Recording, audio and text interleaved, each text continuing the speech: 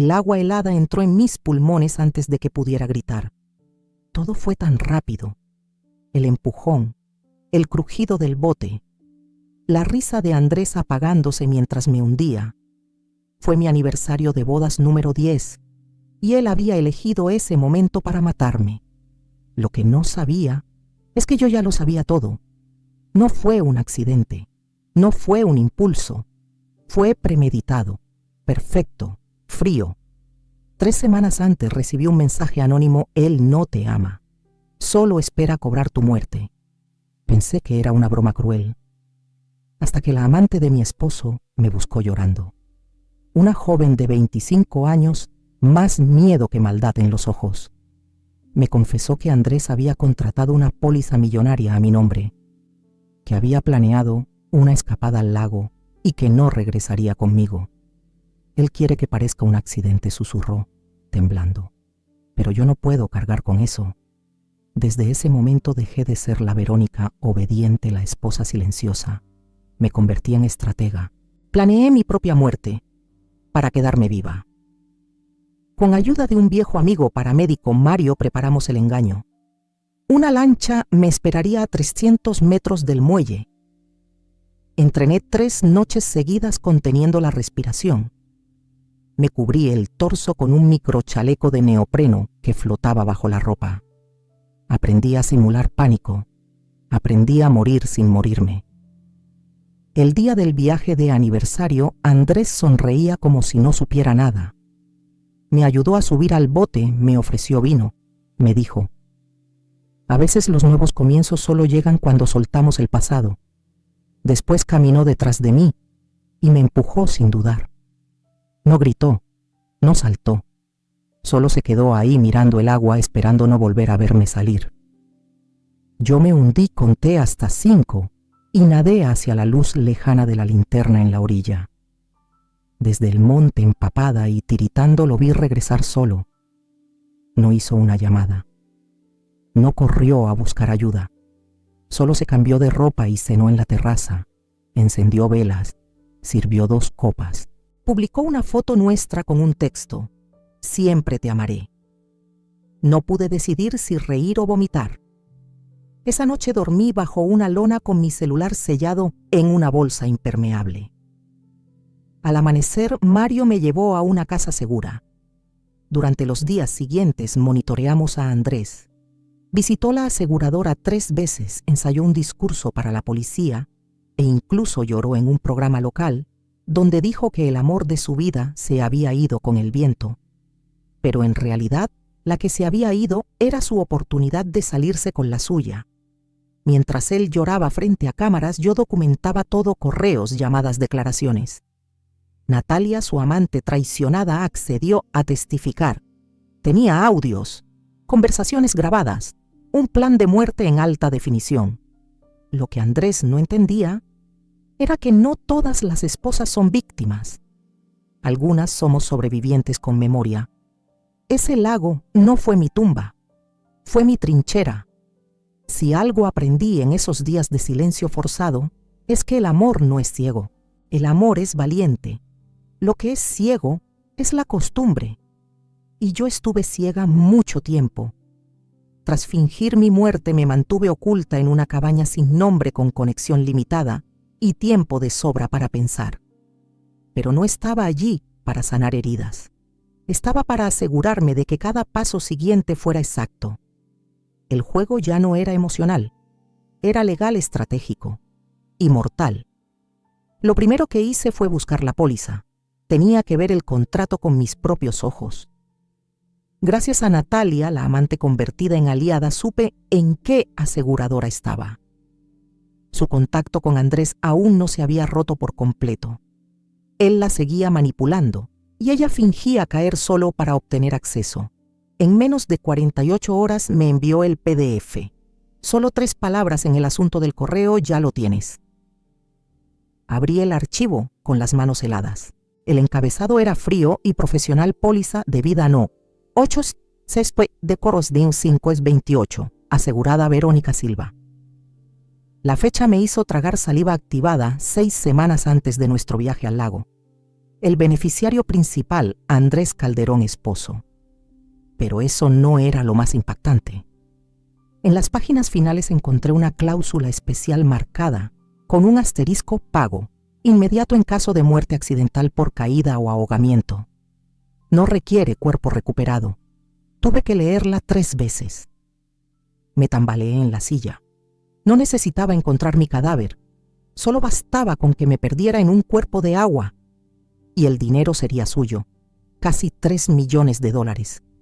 Una fortuna que valía para él más que una década de matrimonio. Más que mi vida entera. Recordé su frase en el bote: a veces hay que soltar el pasado. No era poesía, era logística. No lloré.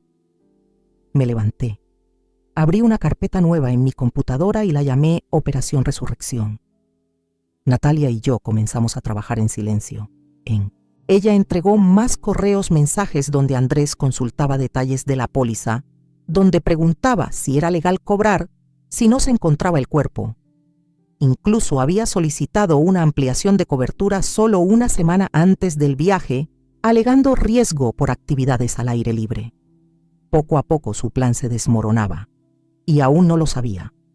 Mandé la póliza a Mario, mi contacto paramédico, y él, a su vez, la reenviaría a una abogada de confianza en la capital. El equipo crecía. La red se tejía en la sombra. Cada noche repasaba sus palabras, sus promesas de aniversario, su voz cuando me llamaba vida mía, y sentía asco. ¿Cómo se mide el valor de una persona para alguien capaz de empujarla al vacío con una sonrisa? En mi caso, $3 millones. Ni un peso más, ni un segundo de culpa. Mi rostro apareció en los noticieros al 4º día como víctima desaparecida. La policía buscaba. Los buzos rastreaban. Andrés lloraba para las cámaras. Su actuación era tan perfecta que casi me convence. Pero yo ya no era su esposa. Era su sentencia. Y apenas comenzaba.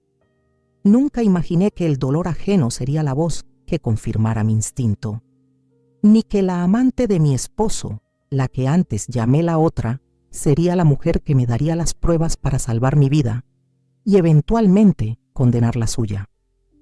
Natalia me citó en un estacionamiento subterráneo de un centro comercial, en un rincón sin cámaras, con eco metálico y olor a concreto húmedo. Venía sola, con lentes oscuros y una mochila colgada como si escapara de algo. «Te debo la verdad», dijo sin rodeos. No me moví, solo encendí la grabadora que llevaba oculta en la manga de mi abrigo. Yo no sabía todo desde el principio, comenzó. Él me decía que tu matrimonio estaba muerto, que tú no querías separarte, que estabas enferma. Me miró. Y no mentía con eso último, ¿verdad? ¿De tu fibromialgia, de tus tratamientos? Asentí sin palabras, pero luego... Su voz se quebró. Luego empezó a hablar del viaje y de cómo todo cambiaría si tú ya no estabas. La grabación seguía. Al principio pensé que era una metáfora horrible, como si deseara empezar de cero. Pero hace 3 semanas encontré un correo, un borrador en su computadora. Era para un contacto en las Bahamas. Hablaba de depositar una suma cuando la transferencia esté lista tras el cobro del seguro. Y ese seguro tenía tu nombre. Mi corazón latía con fuerza, pero no dije nada. Solo dejé que siguiera. Le pregunté. Se molestó. Me gritó. Me llamó paranoica, pero después cambió. Empezó a revisar mi teléfono. Me quitó las llaves. Empecé a tener miedo. Y ahí vino la bomba. Verónica, creo que después de ti iba yo. El silencio se congeló entre nosotras. Su respiración temblaba. Las lágrimas le caían sin buscar consuelo. Por eso te hablé, porque me di cuenta de que él no ama a nadie. Solo quiere el dinero, el poder, el espectáculo de ser viudo, joven y exitoso, y luego hombre destrozado que reconstruye su vida.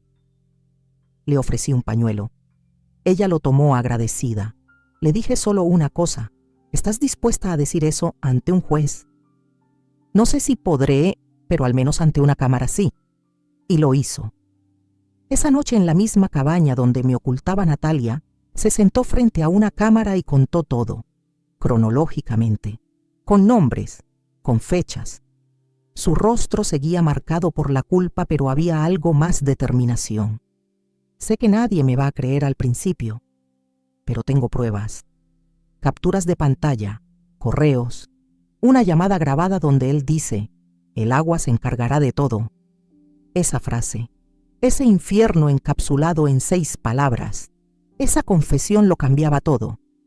Guardé los archivos con 3 copias encriptadas. Una se la envié a Mario, otra a la abogada y la tercera a un correo oculto que Andrés jamás sabría que existía. Natalia se quedó en una pensión segura alejada del radar. Su número fue dado de baja. Su identidad digital desapareció por un tiempo, así como la mía. Pero ahora ya no éramos 2 mujeres heridas. Éramos una alianza. Él no lo sabía, pero ya no estaba cazando presas. Estaba rodeado y muy pronto lo descubriría. El cuerpo no apareció. Claro que no, porque nunca hubo tal cosa como una muerte. Durante días los noticieros hablaban de la tragedia, de la esposa que cayó al lago, de la corriente traicionera, de cómo su esposo Andrés hizo todo lo posible para salvarla. Vi cada uno de esos titulares desde la pequeña habitación de una cabaña alquilada con nombre falso. Mientras el mundo creía que mi cuerpo flotaba en alguna parte del fondo, yo respiraba profundamente y tomaba té de manzanilla, monitoreando todo desde un portátil sin cámara. Andrés actuó rápido, como si tuviera un guión bien ensayado. Declaraciones dramáticas, llantos públicos, entrevistas accidentales con la prensa local. Hasta subió una foto en blanco y negro mía a su perfil de redes con un mensaje: no sé cómo seguir sin ti. ¡Qué ironía! Ni siquiera había empezado a buscarme cuando ya quería enterrarme. Pero su urgencia real no era mi ausencia, era el dinero. 3 días después del accidente, Andrés se presentó en la oficina de la aseguradora con un folder cuidadosamente armado, certificado de matrimonio copia, del seguro de vida, declaración jurada, recortes de prensa. La suma, $3 millones. Solo había un problema. Bueno, 2. 1, no había cuerpo. 2, la aseguradora no es estúpida. Las investigaciones forenses confirmaban que el bote no tenía señales de accidente externo. No había daños visibles, ni siquiera salpicaduras. La ruta GPS mostraba que el vehículo se había detenido durante exactamente 7 minutos en medio del lago y luego regresado a la orilla a velocidad constante, sin señales de pánico, sin desvíos, y lo más sospechoso, el marido nunca llamó al 911 de inmediato. Solo informó a las autoridades 1 hora después, desde su habitación, donde ya había cambiado de ropa. Yo lo observaba todo, incluida su desesperación creciente al notar que el dinero no llegaba, que la aseguradora pedía más documentos, que ponían procesos de verificación en cada paso. Él, por supuesto, insistía, con más lágrimas, más entrevistas, más supuestas cartas de amor a una esposa que jamás amó. Los agentes del seguro enviaron investigadores independientes, hicieron simulaciones, hablaron con testigos y finalmente comenzaron a sospechar. Pero lo que más los incomodó fue mi desaparición absoluta. Ni siquiera un trozo de ropa flotando, ni un zapato, nada. Eso me contaron después fue lo que encendió la alarma, porque los muertos dejan rastros, los desaparecidos dejan dudas. Andrés no lo sabía, pero la aseguradora ya lo había puesto bajo vigilancia. Cada movimiento, cada llamada, cada correo.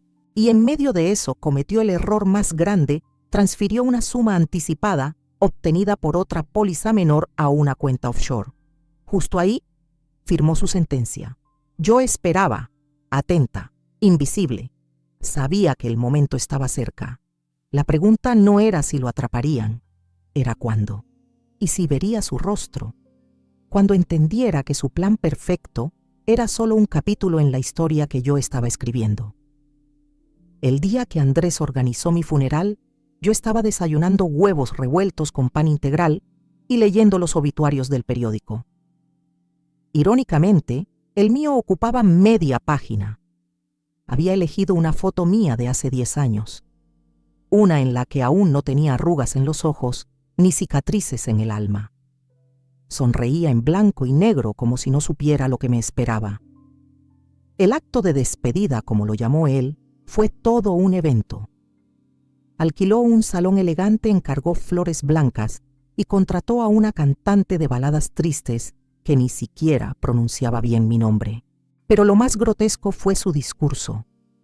De pie frente a un ataúd vacío, con la voz quebrada, dijo: Verónica era luz, y sin ella este mundo se oscurece. Tuvo el descaro de llorar, de pedir respeto por su duelo y de agradecer a los medios por acompañar a la familia en este momento tan difícil. Yo observaba desde un teléfono conectada a una transmisión anónima en redes. Cada palabra me quemaba por dentro, pero no por tristeza. Era rabia contenida, furia pura. No por lo que decía, sino por lo que significaba. Porque mientras se hacía pasar por viudo, yo vivía con nombre falso en una casa alquilada a nombre de una mujer que ya no existía. Mi nueva identidad tenía documentos, historial médico, cuentas legales. Todo perfectamente ensamblado por un viejo amigo abogado que había visto demasiadas veces cómo las mujeres eran borradas para que los hombres escribieran finales falsos. Yo no sería una más. Mientras tanto, Andrés se convertía en el símbolo del marido roto. Daba entrevistas, participaba en podcasts, incluso firmó contrato para escribir un libro sobre el dolor de perder a quien amas. El país lo aplaudía, las redes lo defendían, las marcas lo buscaban. Yo solo esperaba, con más pruebas, con nuevas grabaciones, con todo alineado. En silencio tejía mi regreso. Lo más difícil fue no aparecer cuando vi a mi madre llorar frente a la prensa. Ella no sabía nada. Nadie de mi círculo íntimo sabía. Era parte del plan. Cuantas menos personas, menos riesgo. Pero me dolía. Porque el engaño no solo me había quitado una vida, me había alejado de quienes realmente me querían. A veces, cuando todos dormían en la casa segura, me encerraba en el baño, abría una nota vieja de mi madre y lloraba. No por Andrés, por mí, por lo que tuve que convertirme para sobrevivir. Y sin embargo, no me arrepentía, porque cada día que pasaba, cada flor falsa en ese funeral, cada lágrima ensayada, lo acercaba al borde del abismo. Andrés pensaba que había ganado. Y yo, la muerta, estaba por demostrarle que los fantasmas también saben cobrar venganza. El día en que Andrés finalmente decidió mover el dinero, yo ya tenía 3 notificaciones de alerta en mi celular antes de que él siquiera cruzara la puerta del banco. Habíamos estado esperando ese paso como quien espera el disparo inicial en una carrera. La póliza había tardado lo habitual en procesarse y durante una semana él se mostró paciente. Repartía su tiempo entre entrevistas, llamadas con su abogado y apariciones televisivas como el pobre esposo viudo aún en duelo. Pero detrás de ese rostro afligido se escondía un plan perfectamente calculado. Solo que no era el único que sabía jugar a largo plazo. Yo había trabajado con la policía y con el departamento antifraude de la aseguradora desde el primer día que supe lo que tramaba. Natalia, su amante, ahora mi aliada, había aportado todo: mensajes, notas de voz, hasta capturas de pantalla, donde él hablaba de su vida nueva y de cómo usaría el seguro para desaparecer con clase. La policía esperó. La aseguradora también. Era cuestión de tiempo. Y ese tiempo llegó un viernes justo antes del cierre de operaciones del banco. Andrés solicitó una transferencia fraccionada 1.200.000 a una cuenta en Belice y el resto, según él, a inversiones seguras. El gerente del banco sonrió, autorizó y presionó un botón silencioso. Lo que Andrés no sabía es que ese banco había sido alertado por las autoridades.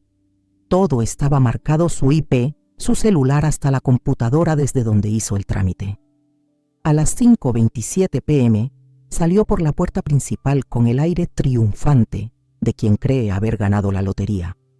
A las 5:34 ya estaba rodeado.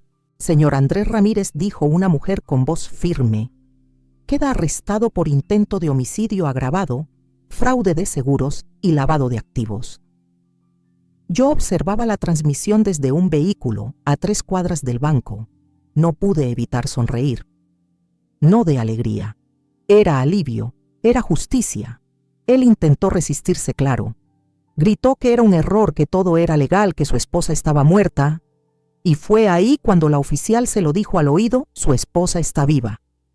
Su rostro, según me contaron después, perdió todo color, porque en ese instante supo que su mentira se había vuelto contra él. Las siguientes horas fueron un torbellino de titulares. El banquero viudo arrestado por fraude millonario. ¿Verónica Silva está viva? La mujer que fingió su muerte para atrapar a su esposo. No tardó mucho en confirmarse todo. Presenté pruebas. Natalia ratificó su confesión y la policía divulgó parte del operativo. Yo había sobrevivido, planeado y ejecutado una venganza perfectamente legal. No necesitaba gritar. La verdad era más fuerte que cualquier grito. La sociedad se dividió, algunos me llamaron genio, otros manipuladora. Pero pocos entendieron la verdad. Yo no quería venganza. Yo solo quería vivir. Y para eso tuve que convertirme en algo que nunca pensé ser invisible.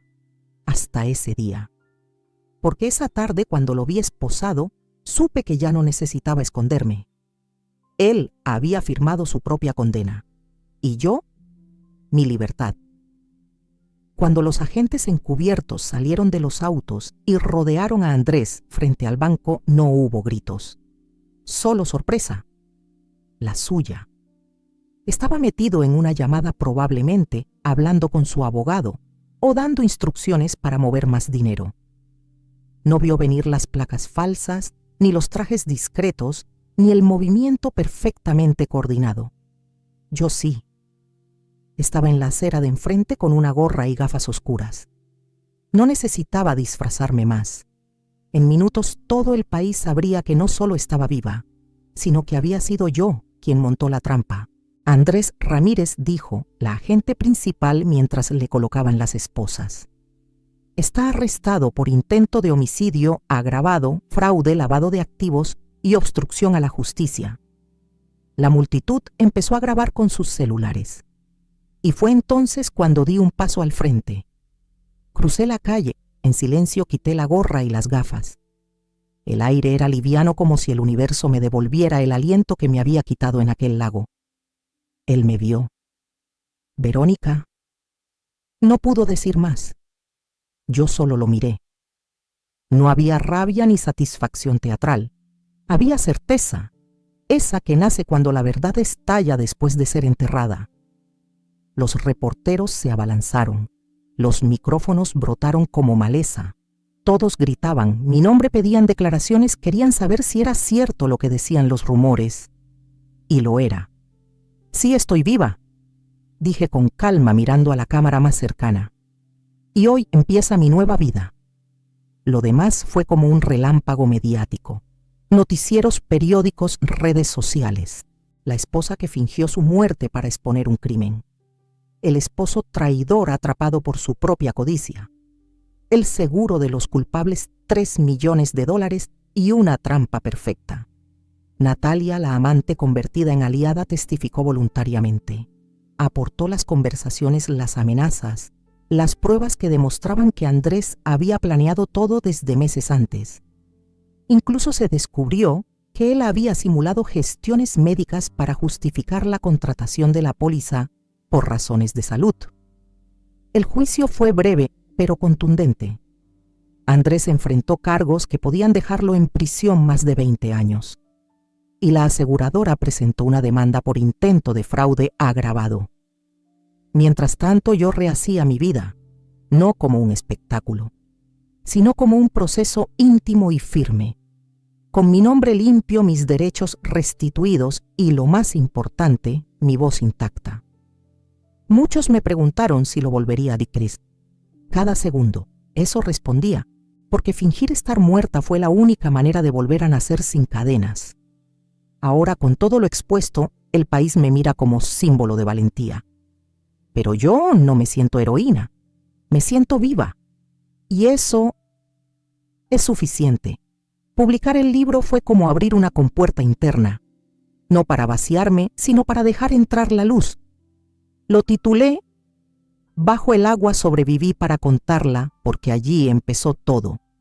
Y allí terminó la versión de mí, que permitía que otros decidieran por mí. Escribí sin adornos, sin venganza, sin morbo, solo la verdad.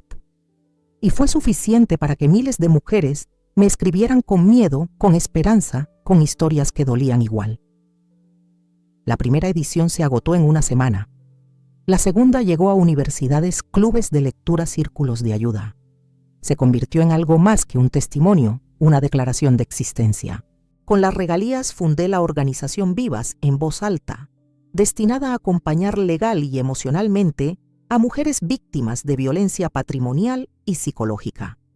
No importaba si eran amas de casa, empresarias o maestras jubiladas. Todas compartían el mismo miedo, que al perder lo económico se perdiera también su identidad. Pero eso no debía ser así. No más. Natalia, la amante de Andrés, mi inesperada aliada, fue aceptada en un programa de protección de testigos. Su testimonio fue clave, no solo para atrapar a mi exesposo, sino para abrir una investigación mayor sobre fraudes de seguros y manipulación emocional dentro del matrimonio. Ella, con sus propios fantasmas, eligió rehacer su vida en otra ciudad. Me escribió una vez: gracias por no odiarme. Tú salvaste mi vida también. La perdoné en silencio, porque odiarla hubiera sido quedarme atrapada con Andrés, y yo ya había nadado demasiado lejos de esa orilla. El día que volví al lago fue extraño. No por miedo, sino por respeto. Llevaba el cabello corto por elección esta vez, un símbolo de todo lo que había podado en mí para que creciera algo más fuerte. Caminé por la orilla con pasos firmes. Ya no era una escena de crimen, era mi escenario de renacimiento. El viento me golpeó la cara. El agua tranquila no guardaba rencor, y yo tampoco. Miré el bote viejo amarrado al muelle. Pensé en cómo había sido todo tan calculado, tan frío, pero también pensé en cómo había salido viva no por suerte, sino por estrategia, por dignidad, por amor propio. Me senté sobre una roca plana y observé el reflejo del sol en las ondas. Mi voz interior se volvió clara, y como si alguien la tradujera, la oí en mi mente como en una película que por fin tenía final.